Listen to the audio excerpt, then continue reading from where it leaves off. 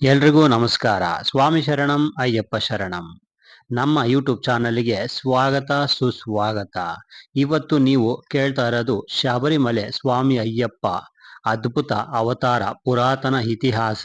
ಈ ದೈವಿಕ ಸ್ಥಳದ ಮಹಿಮೆ ಬಗ್ಗೆ ಇವತ್ತು ನೀವು ಕೇಳ್ತಾ ಇದ್ದೀರಾ. ಇದು ಕೇವಲ ಕಥೆಯಲ್ಲ, ಇದು ಭಕ್ತಿ, ಧರ್ಮ, ಶೌರ್ಯ, ಜೀವನದ ಗಾಢ ದರ್ಶನ. ಈ ವಿಡಿಯೋನ ಕೊನೆವರೆಗೂ ನೋಡಿ.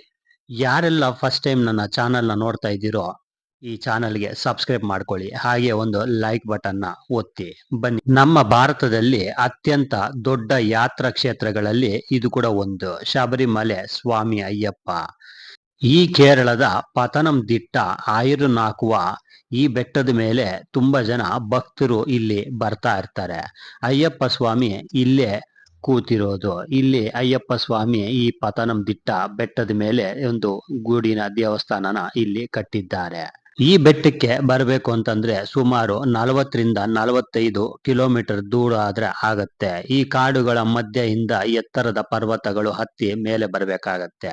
ಶಾಂತಿ ತುಂಬಿದ ವಾತಾವರಣ ಇವೆಲ್ಲ ಸೇರಿ ಈ ಸ್ಥಳವನ್ನು ಒಂದು ದೈವಿಕ ಲೋಕದಂತೆ ಕಾಣುತ್ತದೆ. ಈ ಬೆಟ್ಟಗಳನ್ನು ಅಯ್ಯಪ್ಪನ ಕಾಡು ಎಂದು ಭಕ್ತರು ಇಲ್ಲಿ ಕರೀತಾರೆ. ಪ್ರತಿ ವರ್ಷ ಡಿಸೆಂಬರ್ ಜನವರಿ ತಿಂಗಳಲ್ಲಿ ಕೋಟ್ಯಾಂತರ ಭಕ್ತರು ಸ್ವಾಮಿ ಶರಣಂ ಮಂತ್ರ ಜಪಿಸುತ್ತಾ ಈ ಪರ್ವತವನ್ನು ಹತ್ತುತ್ತಾರೆ. ಅಯ್ಯಪ್ಪ ಸ್ವಾಮಿಯ ದಿವ್ಯ ಜನ್ಮಸ್ಥಳ. ಅಯ್ಯಪ್ಪನ ಜನ್ಮಕಥೆ ಪುರಾಣಗಳಲ್ಲಿ ಅತ್ಯಂತ ವಿಶಿಷ್ಟ ಹೊಂದಿದೆ.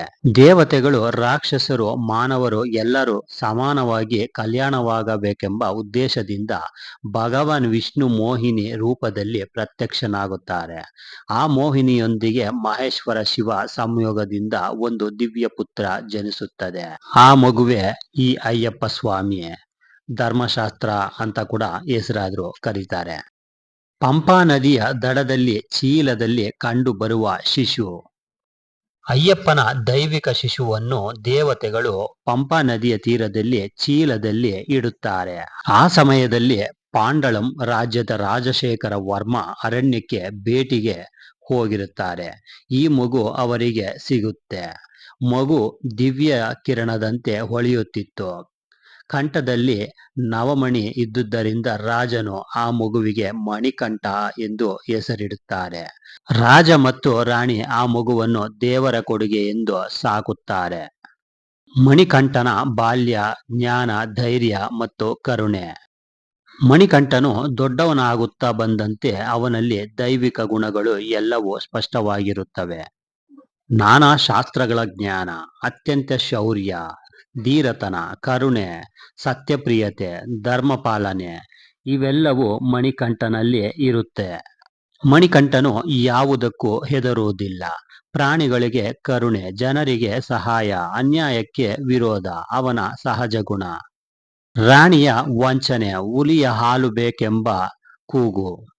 ಅರಮನೆಯಲ್ಲಿ ಎಲ್ಲರೂ ಮಣಿಕಂಠನನ್ನು ಪ್ರೀತಿಸುತ್ತಿದ್ದರು. ರಾಜಮಾತೆಗೆ ಮಾತ್ರ ಅವನ ದೈವಿಕ ಶಕ್ತಿ ಹೆದರಿಕೆಯೇ ತಂದಿತು. ತನ್ನ ಸ್ವಂತ ಮಗನ ರಾಜಕುಮಾರನಿಗಿಂತ ಮಣಿಕಂಠನ ಜನಪ್ರಿಯತೆ ಜಾಸ್ತಿ ಎನ್ನುವ ಅಸೂಯೆ ಅವಳ ಮನಸ್ಸನ್ನು ವಿಷ ಮಾಡುತ್ತಿತ್ತು. ಒಂದು ದಿನ ರಾಣಿ ರಾಜನಿಗೆ ಹೇಳುತ್ತಾಳೆ, ನನಗೆ ಅಪರೂಪದ ರೋಗ ಬಂದಿದೆ, ಆದರೆ ಔಷಧಿ ಅರಣ್ಯದಲ್ಲಿರುವ ಕಾಡು ಹುಲಿಯ ಹಾಲಲ್ಲಿ ಇರುತ್ತೆ. ಇದು ಸತ್ತು ಸಾಕು ಆಗದ ಕೆಲಸ, ಯಾರು ಕೊಡಲಾಗದ ಕೆಲಸ. ಆದರೂ ಮಣಿಕಂಠನು ಹೇಳುತ್ತಾನೆ, ನಾನು ಹೋಗಿ ತಂದೆಯಪ್ಪ, ಅಪ್ಪಾಜಿ, ರಾಜ್ಯಕ್ಕಾಗಿ ಬೇಕಾದರೂ ಪ್ರಾಣವನ್ನು ಕೊಡುತ್ತೀನಿ ಅಂತ ಮಣಿಕಂಠನು ಹೇಳುತ್ತಾನೆ. ಹೀಗೆ ಅಯ್ಯಪ್ಪನು ಅರಣ್ಯಕ್ಕೆ ಹೊರಟು ಹೋಗುತ್ತಾನೆ. ಮಹಿಷಿಯ ವಿರುದ್ಧ ವಿಕಾರ ಯುದ್ಧ. ಅರಣ್ಯದಲ್ಲಿ ದೇಶ ದಿಗಂತಕ್ಕೆ ಕಾಟ ಕೊಡುತ್ತಿದ್ದ ಮಹಿಷಿ ಎಂಬ ರಾಕ್ಷಸಿ ಇದ್ದಳು. ಅವಳನ್ನು ಸಂಹರಿಸಲೆಂದು ಅಯ್ಯಪ್ಪ ಅವತಾರ ಪಡೆದಿದ್ದು. ಮಹಿಷಿ ಒಂದು ವಿಕಾರ ಯುದ್ಧಕ್ಕೆ ಸವಾಲೆಳೆಯುತ್ತಾಳೆ. ಮಣಿಕಂಠ ತನ್ನ ದಿವ್ಯ ಶಕ್ತಿಯೊಂದಿಗೆ ಅವಳನ್ನು ಎದುರಿಸುತ್ತಾನೆ. ಯುದ್ಧ ದಿನಗಟ್ಟಲೆ ನಡೆಯುತ್ತದೆ.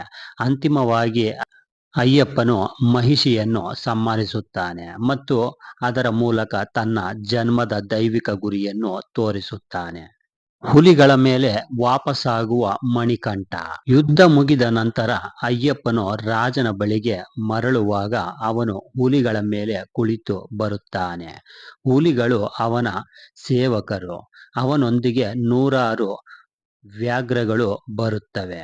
ಆ ದೃಶ್ಯವನ್ನು ನೋಡಿ ರಾಜ ರಾಣಿ ಪ್ರಜೆಯೆಲ್ಲರೂ ಅಯ್ಯಪ್ಪನು ದೇವಪುತ್ರನೆಂಬ ಸತ್ಯವನ್ನು ಅರ್ಥ ಮಾಡ್ಕೋತಾರೆ. ಅಯ್ಯಪ್ಪನ ದಿವ್ಯ ಸ್ವರೂಪ ಪ್ರಕಾಶ. ಯುದ್ಧ ಮುಗಿದ ನಂತರ ದೇವತೆಗಳ ದರ್ಶನವು ಮಣಿಕಂಠನಿಗೆ ಸಿಗುತ್ತೆ. ದೇವತೆಗಳು ಹೇಳ್ತಾರೆ, ನಿನ್ನ ಅವತಾರದ ಮುಖ್ಯ ಗುರಿ ಸಂಪೂರ್ಣವಾಗಿದೆ. ಈಗ ನೀನು ಜಗತ್ತಿನ ಭಕ್ತರಿಗೆ ಮೋಕ್ಷ ಮಾರ್ಗ ತೋರಿಸಬೇಕು. ಆಗ ಅಯ್ಯಪ್ಪನು ರಾಜನನ್ನು ಕರೆದು ಹೇಳುತ್ತಾನೆ, ಶಬರಿಮಲೆ ಪರ್ವತದಲ್ಲಿ ನನ್ನ ಒಂದು ಸನ್ನಿಧಿ ನಿರ್ಮಿಸಿ, ಅಲ್ಲಿ ನಾನು ಧರ್ಮಶಾಸ್ತ್ರನಾಗಿ ಸ್ಥಿತಿಯಾಗಿರುತ್ತೇನೆ ಎಂದು ರಾಜನಿಗೆ ಮಣಿಕಂಠನು ಹೇಳುತ್ತಾನೆ. ಶಬರಿಮಲೆ ದೇವಸ್ಥಾನದ ನಿರ್ಮಾಣ.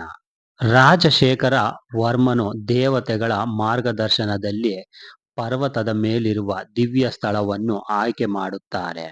ಅಲ್ಲಿ 18 ಪವಿತ್ರ ಹಂತಗಳು, ಬಾಲಕ ವಿಗ್ರಹ, ಪರ್ವತದ ಮಧ್ಯ ಸನ್ನಿಧಾನ ಇವುಗಳು ನಿರ್ಮಿಸುತ್ತಾರೆ. ಶಬರಿಮಲೆ ಪ್ರದೇಶವು ತಪಸ್ವಿನಿ ಶಬರಿಯ ತಪಸ್ಸಿನ ಸ್ಥಳವಾಗಿ ಕಾರಣ ಅದರ ಹೆಸರೇ ಶಬರಿಮಲೆ. ಮಕರ ಜ್ಯೋತಿ ಮತ್ತು ಮಕರ ವಿಳುಕ್ಕ ದರ್ಶನ. ಪ್ರತಿ ವರ್ಷ ಜನವರಿ 14 ಮಕರ ಸಂಕ್ರಾಂತಿ ದಿನ ಅಯ್ಯಪ್ಪನ ದೈವಿಕ ಬೆಳಕು ಮಕರ ಜ್ಯೋತಿ ರೂಪದಲ್ಲಿ ಗೋಚರಿಸುತ್ತದೆ. ಪೂರ್ವದ ಪರ್ವತದ ಮೇಲೆ ಕಾಣುವ ಈ ಜ್ಯೋತಿ ಭಕ್ತರಿಗೆ ಪರಬ್ರಹ್ಮನ ದರ್ಶನದ ಅನುಭವ. ಅದೇ ದಿನ ಶಬರಿಮಲೆ ಸನ್ನಿಧಿಯಲ್ಲಿ ಮಕರ ವಿಳುಕ್ಕ ದೀಪ ಬೆಳಗುತ್ತದೆ. ಇದು ಅಯ್ಯಪ್ಪನ ಅನುಗ್ರಹದ ಸೂಚನೆ ಎಂದು ನಂಬಿಕೆ. 41 ದಿನಗಳ ವ್ರತ, ಜೀವಶುದ್ಧಿ ಮಾರ್ಗ. ಅಯ್ಯಪ್ಪನ ಯಾತ್ರೆಗೆ ಮುನ್ನ ಭಕ್ತರು 41 ದಿನಗಳ ವ್ರತ ಮಾಡಬೇಕು. ಇದರಲ್ಲಿ ಮಾಂಸಾಹಾರ, ಮದ್ಯಪಾನ ನಿಷೇಧ, ನಿತ್ಯ ಪೂಜೆ, ಸತ್ಯ, ಶೌಧ, ದಯೆ. ಇದರಲ್ಲಿ ಗುಸುಗುಸು, ಸುಳ್ಳು, ಕೋಪ, ತ್ಯಾಗ, ಕೆಳಮಟ್ಟದ ಆಸೆ, ಮೋಹಗಳ ತ್ಯಾಗ, ಬ್ರಹ್ಮಚಾರ್ಯ ಇವೆಲ್ಲ ಪಾಲಿಸಬೇಕು. ಈ ವ್ರತ ಭಕ್ತನ ಮನಸ್ಸನ್ನು, ದೇಹವನ್ನು, ಆತ್ಮವನ್ನು ಶುದ್ಧಗೊಳಿಸುತ್ತದೆ. ಪಾದಯಾತ್ರೆಯ ಮಹತ್ವ. ಪಂಪಾ ನದಿ ಸ್ನಾನ. ಪ್ರತಿ ಅಯ್ಯಪ್ಪ ಭಕ್ತನ ಕನಸು. ಪಂಪಾ ನದಿಯಲ್ಲಿ ಸ್ನಾನ ಮಾಡಿ ಅಯ್ಯಪ್ಪನ ದರ್ಶನ ಪಡೆಯಬೇಕು ಅಂತ ಪ್ರತಿಯೊಬ್ಬರ ಆಸೆ. ಇಲ್ಲಿ ತುಂಬಾ ಜನ ಭಕ್ತರು ಬರ್ತಾ ಇರ್ತಾರೆ. ಪಂಪಾ ನದಿಯನ್ನು ಗಂಗೆಯ ತಂಗಿ ಎಂದು ಕರೆಯುತ್ತಾರೆ. ಅಲ್ಲಿ ಸ್ನಾನ ಮಾಡಿದರೆ ಪಾಪ ಪರಿಹಾರವಾಗುತ್ತದೆ ಎಂದು ನಂಬಿಕೆ. ನಂತರ ನೈಂಬಳಂ ಬೆಟ್ಟ ಹತ್ತುವ ಪಾದಯಾತ್ರೆ, ಅಯ್ಯಪ್ಪನಿಗೆ ಸಮರ್ಪಣೆ ಹುಡುಕುವ ಪ್ರಯಾಣ. 18 ಪವಿತ್ರ ಹಂತಗಳ ತತ್ವ. ಅಯ್ಯಪ್ಪ ದೇವಾಲಯದ ಜೀರ್ಣೋದ್ಧಾರದಲ್ಲಿ ಪ್ರಮುಖವಾದದ್ದು 18 ಹಂತಗಳು. ಇವು ದೈವಿಕ ಅರ್ಥ ಹೊಂದಿವೆ. 1 ರಿಂದ 5 ಪಂಚೇಂದ್ರಿಯಗಳು, 6 ರಿಂದ 8 ಮನುಷ್ಯನ ಅವಶೇಷಗಳು, 9 ರಿಂದ 11 ಸತ್ವ ರಜಸ್ ತಮಸ್, 12 ರಿಂದ 18 ಜೀವನದ ಅಧ್ಯಾತ್ಮದ 7 ಹಂತಗಳು. ಈ ಹಂತಗಳನ್ನು ಏರಿದಾಗ ಭಕ್ತನು ತನ್ನ ಅಹಂಕಾರ, ಕೋಪ, ಲೋಭ, ಮೋಹ, ಮದ, ಮತ್ಸರ ಇವೆಲ್ಲ ತೊರೆದು ದಿವ್ಯತೆಯಲ್ಲಿ ನೀಲಿನನಾಗಿರಬೇಕೆಂದು ಇಲ್ಲಿ 18 ಮೆಟ್ಟಿಲುಗಳನ್ನ ಇಟ್ಟಿದ್ದಾರೆ. ತತ್ವಮಸಿ ಅಯ್ಯಪ್ಪ ಸ್ವಾಮಿಯ ಉಪದೇಶ. ಅಯ್ಯಪ್ಪನ ಮಹಾನ್ ಸಂದೇಶ ತತ್ವಮಸಿ ಅಂದರೆ ನೀನೇ ದೈವ, ದೈವ ನಿನ್ನೊಳಗೆ. ಅಯ್ಯಪ್ಪ ಯಾತ್ರೆ.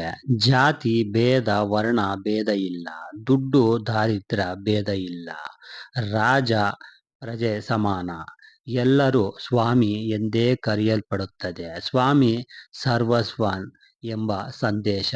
ಶಬರಿಮಲೆ ಯಾತ್ರೆಯಲ್ಲಿ ಭಕ್ತನು ಅನುಭವಿಸುವುದು ಕೇವಲ ದರ್ಶನವಲ್ಲ, ಅವನು ಅನುಭವಿಸುವುದು ಮನಸ್ಸಿನ ಶಾಂತಿ, ದೈವಿಕ ಪ್ರೇರಣೆ, ಆತ್ಮಶುದ್ಧಿ, ಜೀವನದ ಗಂಭೀರ ಅರಿವು ಮತ್ತು ಒಂದು ಒಗಟಾದ ಅಭಿಮಾನ. ನಾನು ಅಯ್ಯಪ್ಪನ ಮಗ. ಅಯ್ಯಪ್ಪ ಸ್ವಾಮಿಯ ಶಬರಿಮಲೆ ಇತಿಹಾಸ ಹೇಳೋಣವೆಂದರೆ ಕಥೆಯಲ್ಲ, ಅದು ದೈವಿಕ ಪರಂಪರೆ. ಅಯ್ಯಪ್ಪ ಸ್ವಾಮಿ ಧೈರ್ಯ ಕಲಿಸಿದವರು, ಸಮೇತ ಕಲಿಸಿದವರು, ಶೌತ ಸತ್ಯ ಧರ್ಮ ತೋರಿಸಿದವರು. ಅವರ ದರ್ಶನ ಪಡೆಯಲು ಲಕ್ಷಾಂತರ ಜನರು ವರ್ಷದಲ್ಲಿ ಒಂದೇ ಸಲ ಈ ಪವಿತ್ರ ಪರ್ವತವನ್ನು ಹತ್ತುವುದು ಅವರ ಭಕ್ತಿ, ನಂಬಿಕೆ, ಅನುಭವ. ಇದು ನಂಬಿಕೆಯ ಶಕ್ತಿ. ಇದು ಅಯ್ಯಪ್ಪನ ಕರುಣೆ. ಇದರೊಂದಿಗೆ ಇಂದಿನ ಅಯ್ಯಪ್ಪ ಸ್ವಾಮಿ ಶಬರಿಮಲೆ ಅವತಾರ ಮತ್ತು ಪುರಾತನ ಇತಿಹಾಸ ವಿಶೇಷ ಸಂಚಿಕೆಯನ್ನು ನಾನು ಮುಗಿಸ್ತಾ ಇದ್ದೀನಿ. ನಿಮಗೆ ಈ ವಿಡಿಯೋ ಇಷ್ಟವಾಗಿದ್ರೆ ಲೈಕ್ ಮಾಡಿ, ಹಾಗೆ ನಿಮ್ಮ ಫ್ರೆಂಡ್ಸಿಗೂ ಶೇರ್ ಮಾಡಿ. ನನ್ನ ಚಾನಲ್ಲು ಸಬ್ಸ್ಕ್ರೈಬ್ ಮಾಡ್ಕೊಳ್ಳಿ. ಸ್ವಾಮಿ ಶರಣಂ, ಅಯ್ಯಪ್ಪ ಶರಣಂ.